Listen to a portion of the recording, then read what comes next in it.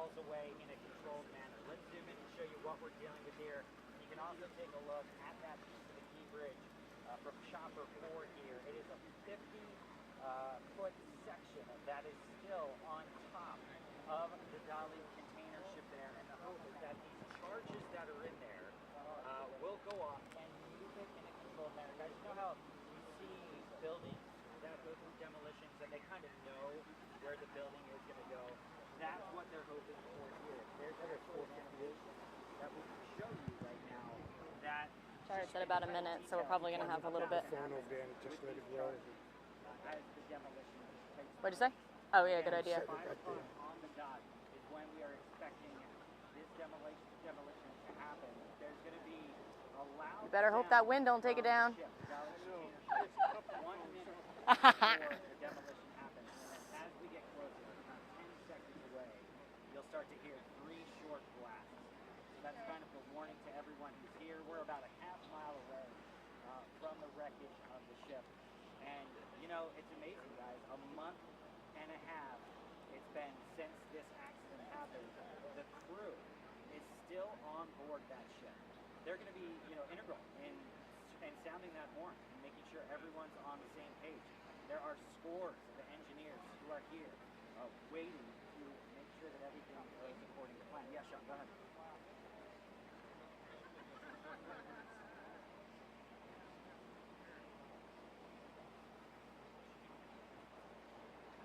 Yeah, they can't come off the ship. A lot of it has to do with visas and such. They weren't able to really come and go to land during this entire procedure, this entire process. So for all intents and purposes, they're on there. They're going to have to go through this on the ship itself. But, you know, these are the best engineers in the world, and they believe that they know exactly what's going to happen. For everyone who's in this area, we should say there were some alerts that were going off on cell phones around here. Yeah, Jamie and Kelly, that is supposed to happen any minute now. We're going to get a horn blast 1 minute before. We haven't heard that yet, so we still have at least another minute to go. And then 10 seconds before, we're going to hear 3 horn blasts. So we'll just stay on this shot because I know this is what everyone wants to see today. So we are down at Fort Armistead Park. Only the media is allowed down here right now, so you can imagine there would probably be a lot of people down here watching, but they're only allowing the media down here right now.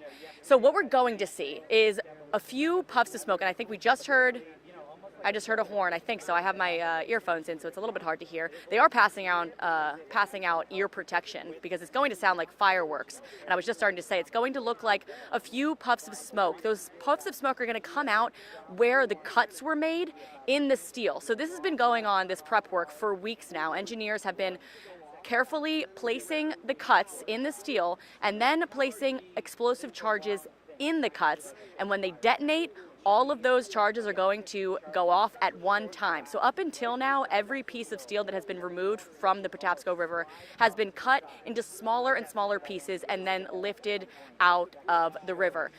This is going to be just one fell swoop. The entire 50-foot piece of the bridge is going to come down all at once. They say this is the safest and most efficient way to get rid of it. Oh, there we go. It just happened. Wow. There we go. Wow.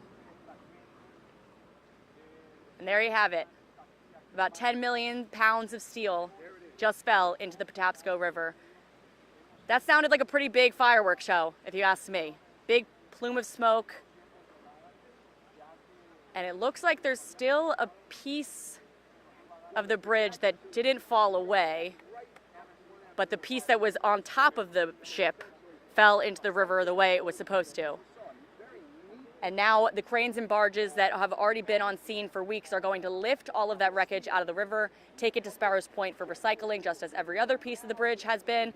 And eventually, in about 2 days, they're going to be able to refloat the dolly and finally get it out of here.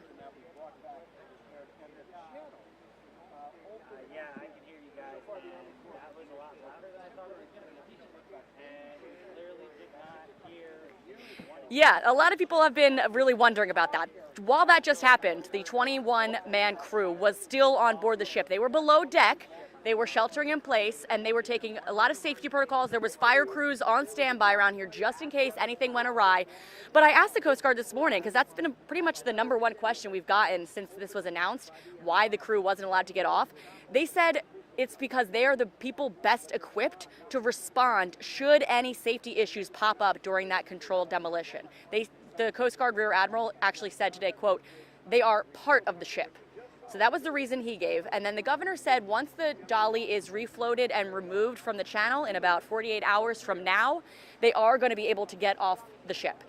As for what's next, where the ship is going to go once it returns to the Seagirt Marine Terminal, how it's going to get back home, how the crew is going to get back home, that remains to be determined.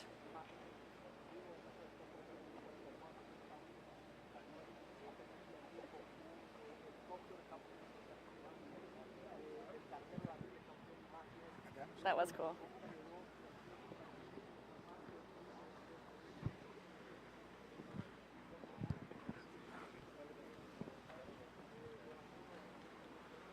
I think the boom. Yeah, yeah. The phone. That was bigger than they made it out to. They kept saying it's going to be puffs of smoke, and it was one big puff of smoke. But like that piece, I think that was supposed to go. Yeah, Sean, That doesn't look like. from the ship, about 2,200 feet. And yeah, there is still a piece of the bridge that's up there on the bow of the ship, on the front of the ship. If you guys can roll back the explosion, Like there's still that piece up there, and that whole piece that was supposed to fall away. of that actual explosion. We're cut. Yeah. I'm gonna ask this guy real quick. Well, I can tell you that piece, yeah, absolutely. That just definitely has been a change to the structure. That piece that you're looking at here on the left, yeah, I wish I had a telestrator out here. The piece that you're looking at on the left used to be connected to the piece that was on the bow of the ship. And that is like a that stuff. That's good. That's not successful.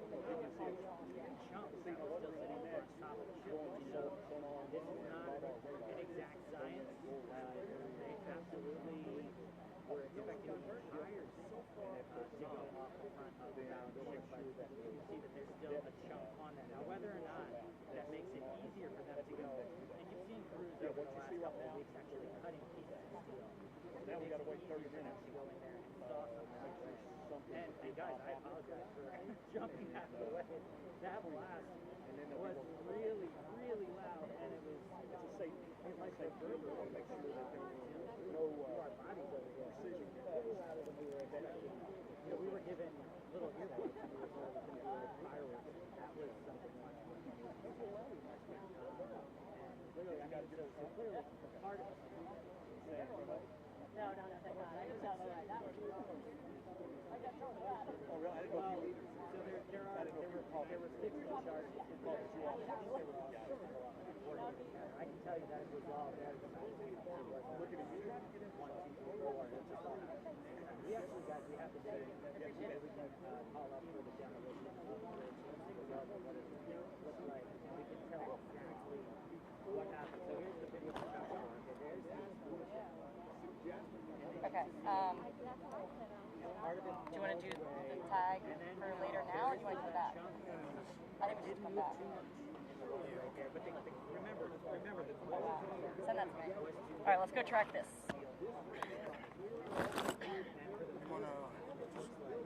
Okay.